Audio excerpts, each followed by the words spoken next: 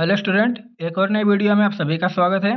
दोस्तों, income tax department में एक वैकेंसी आई हुई है और इस वैकेंसी में एग्ज़ाम नहीं होगा, बिना एग्ज़ाम के सीधी भर्ती होने वाली है। और आज मैं आपको इस वीडियो में इस वैकेंसी की कंप्लीट जानकारी दूंगा। लेकिन वीडियो स्टार्ट करने से पहले आपसे एक रिक्वेस्ट है, अगर आप हमारे चैनल पर पहली बार आए हैं तो हमारे चैनल को सब्सक्राइब कर लें ताकि हमारे द्वारा दी गई सारी जानकारी आपके पास सबसे पहले पहुँचे। तो सबसे पहले आपको जो है गूगल पर हमारी वेबसाइट का नाम सर्च करना है, जो कि हमारी वेबसाइट का नाम है studymitran1.in। आपको हमारे वेबसाइट का लिंक वीडियो के डिस्क्रिप्शन बॉक्स में भी मिल जाएगा, आप वहां से भी हमारे वेबसाइट पर आ सकते हैं। इस वेबसाइट पर आने के बाद यहाँ पर इस वैकेंसी की आपको कंप्लीट जानकारी मिल जाएगी। तो ये जो इनकम टैक्स में जो वैकेंसी आई हुई है, इस डिपार्टमेंट में स्पोर्ट्स कोटा की वैकेंसी आई हुई है और इसमें टैक्स असिस्टेंट और MTS की पोस्ट पर यह वैकेंसी आई हुई है। आगे देखते हैं इसके बारे में। सबसे पहले बात करते हैं इसकी उम्र सीमा और योग्यता की। तो इसका जो एज लिमिट है, MTS के लिए जो एज लिमिट है वो है मिनिमम 18 साल और मैक्सिमम 25 साल। उसके बाद टैक्स असिस्टेंट के लिए भी मिनिमम 18 साल है और मैक्सिमम 27 यानी कि 27 साल तक यहाँ पर रखा गया है। उसके बाद उम्र सीमा में अगर छूट की बात करें तो जनरल और OBC कैंडिडेट जो होंगे इन्हें जो है 5 वर्ष की छूट मिलेगी और SC/ST कैटेगरी के स्टूडेंट को 10 वर्ष की अतिरिक्त छूट यहाँ पर दी गई है। उसके बाद बात कर लेते हैं एजुकेशनल क्वालिफिकेशंस की। तो यहाँ पर MTS के लिए जो है आपको मिनिमम 10th पास होना चाहिए और टैक्स असिस्टेंट के लिए ग्रेजुएशन होना चाहिए और ग्रेजुएशन के साथ ही आपका डाटा एंट्री स्पीड जो है वो 8000 की डिप्रेशन प्रति घंटा की स्पीड होनी चाहिए। उसके बाद ये स्पोर्ट्स कोटा की वैकेंसी है, तो यहाँ पर स्पोर्ट्स के बारे में भी बात कर लेते हैं। तो स्पोर्ट्स के बारे में यहाँ पर लिखा हुआ है कि जिन्होंने नेशनल या इंटरनेशनल कंपटीशन में किसी राज्य या देश का प्रतिनिधित्व किया हो या जूनियर नेशनल चैंपियनशिप, यहाँ पर दिए गए हैं कि कौन कौन से इवेंट है। तो junior national championship, Khelo India youth games, Khelo India winter games, Khelo India para games, Khelo India university games, school games federation of India. इस इवेंट में अगर आपने athletics, badminton, basketball, billiards, snookers, cricket, football, golf, gymnastic, hockey, kabaddi, shooting, squash, तैराकी, table tennis, volleyball और योगासन जैसे प्रतिस्पर्धा में आपने मेडल जीता हो या फिर अगर आपने इसका प्रतिनिधित्व किया है तो फिर आप इसके लिए एलिजिबल हैं। अब बात कर लेते हैं इसको अप्लाई कैसे करना है। तो यहाँ पर देखिए, फॉर्म भरने की जो शुरुआत हुई थी वो 31 जनवरी से हुई थी और फॉर्म भरने की लास्ट डेट जो है वो 21 फरवरी तक है और सभी कैंडिडेट को जो है एप्लीकेशन फी यहाँ पर 200 रुपये देने होंगे। फॉर्म भरने के लिए आपको यहाँ पर इसकी ऑफिशियल साइट पर आ जाना है, जो कि यहाँ पर दिया हुआ है। उसके बाद आपको इस साइट पर जाने के बाद सबसे पहले आपको यहाँ पर पोस्ट प्रेफरेंस सेलेक्ट करना होगा कि आप कौन से पोस्ट पर आप जॉब करना चाहते हैं, टैक्स असिस्टेंट या फिर MTS, आपको सेलेक्ट कर लेना है। सेलेक्ट करने के बाद अपनी सामान्य जानकारी जो है, अपना नाम, वो सारी चीज़ें यहाँ आपको दर्ज करना है और फिर आपको यहाँ पर मैट्रिक का सर्टिफिकेट अपलोड करना है, मैट्रिक का या फिर ग्रेजुएशन का। आप जिस पोस्ट के लिए वहाँ पर अप्लाई करेंगे, चूज करेंगे, आपको वहाँ पर उसके अकॉर्डिंग आपका सर्टिफिकेट यहाँ पर अपलोड करना होगा। उसके बाद दूसरे चरण में अपने खेल को चुनें।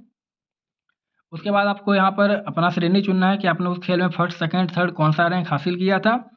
उसके बाद आपको उस खेल से रिलेटेड जो सर्टिफिकेट होंगे आपको वो यहाँ पर अपलोड करना है।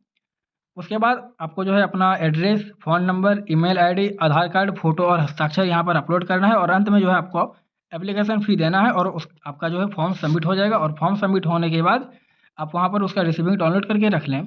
ये यहाँ पर डॉक्यूमेंट भी बताया गया है कि जो मैंने अभी आपको बताया वो सारी आपको यहाँ पर डॉक्यूमेंट देने होंगे।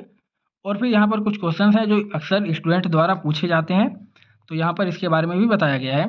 फॉर्म भरने के लिए चलिए मैं यहाँ पर जो है इसकी ऑफिशियल साइट पर जाता हूँ। तो यहाँ पर ये साइट ओपन हो चुका है। अब यहाँ पर देखिए, यहाँ पर आपको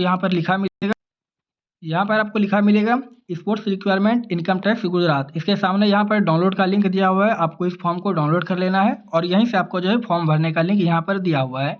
यहाँ पर देखिए लिखा हुआ है link of filling up application from for requirement under sports quota. आपको इस लिंक पर क्लिक करना है और फिर सीधे आप इस फॉर्म भरने वाले लिंक पर चले जाएंगे। इस लिंक पर क्लिक करने के बाद यहाँ पर देखिए, जैसे मैंने आपको बताया था कि सबसे पहले आपको अपना पोस्ट प्रेफरेंस सेलेक्ट करना है। इसके बाद आपका जो 10th का मार्कशीट में नाम होगा आपको यहाँ पर अपना नाम लिखना है, फिर आपका डेट ऑफ बर्थ, उसके बाद आपका जो है डेट ऑफ बर्थ का सर्टिफिकेट चाहिए। उसके बाद आपको यहाँ पर सेलेक्ट करना है अगर आप एज रिलेक्शन चाहते हैं, अदरवाइज नो करना है। यहाँ पर आपका कैटेगरी सेलेक्ट कर लेना है, आप किस कैटेगरी से बिलोंग करते हैं। उसके बाद आपका उस कैटेगरी का सर्टिफिकेट चाहिए। अगर यहाँ पर देखिए, अगर आपके पास वो सर्टिफिकेट हो तभी अपलोड करना है, अगर नहीं हो तो कोई बात नहीं, यहाँ पर लिखा हुआ है इफ़ एप्लीकेबल, अगर हो तो आपको यहाँ पर अपलोड कर देना है। उसके बाद ये है डिपार्टमेंटल कैंडिडेट के लिए। अगर आप डिपार्टमेंटल कैंडिडेट हैं तो आप यहाँ से इसे सिलेक्ट कर सकते हैं और फिर आपको उसके अकॉर्डिंग यहाँ पर सर्टिफिकेट अपलोड करनी होगी। उसके बाद नेशनलिटी सेलेक्ट कर लेनी है आपको, जो कि आपका इंडियन होगा। उसके बाद हाईएस्ट एजुकेशन क्वालिफिकेशन आपको सेलेक्ट करनी है कि आपने कितनी पढ़ाई की है, और फिर उसके अकॉर्डिंग जो है आपको यहाँ पर उसका सर्टिफिकेट अपलोड कर देना है। उसके बाद आता है सेकंड पार्ट। तो सेकंड पार्ट में जो है आपको यहाँ पर अपना स्पोर्ट सेलेक्ट कर लेना है। जैसे मैंने आपको बताया कि उसमें कौन कौन से खेल थे। ये सेलेक्ट करने के बाद आपको यहाँ पर इसका सर्टिफिकेट अपलोड करना होगा, जो कि यहाँ पर दिया हुआ है। उसके बाद दूसरा जो सर्टिफिकेट है आपको ये सारी चीज़ें पढ़ लेना है। उसके बाद आपको यहाँ पर सारा सर्टिफिकेट अपलोड करना है जो आपके पास हो, अगर नहीं हो तो कोई बात नहीं। उसके बाद यहाँ पर देखिए अपलोड प्रूफ, यहाँ पर जो आपका सर्टिफिकेट है सब वो यहाँ पर आपको पोस्ट करना है। उसके बाद देखिए यहाँ पर अपने मेडल के बारे में दिया हुआ है कि आपने कौन सा मेडल जीता था, तो उसके बारे में यहाँ पर सिलेक्ट कर लेना है आपको। उसके बाद आता है पार्ट थर्ड। थर्ड पार्ट में आपको यहाँ पर सबसे पहले परमानेंट एड्रेस मांगा जाएगा। उसके बाद आपका सिटी, स्टेट, कंट्री, ये सारा चीज़ें, पिन कोड, ये सारा चीज़ें यहाँ पर आपको दर्ज करना है। उसके बाद आपका mobile number, email ID, Aadhaar card number, और फिर आपको यहाँ पर आधार कार्ड अपलोड करना है। और लास्ट में आपको फ़ोटो और सिग्नेचर आपको यहाँ पर अपलोड कर देना है। उसके बाद यहाँ पर देखिए और भी सारी चीज़ें दी गई है कि आपको कैसे पेमेंट करना है, तो इसके बारे में भी यहाँ पर लिखा हुआ है। और उस जो पेमेंट जो आप करेंगे उसका आप रिसीविंग डाउनलोड करके आपको उसे भी यहाँ पर अपलोड करना है, ये भी चीज़ें दी गई है।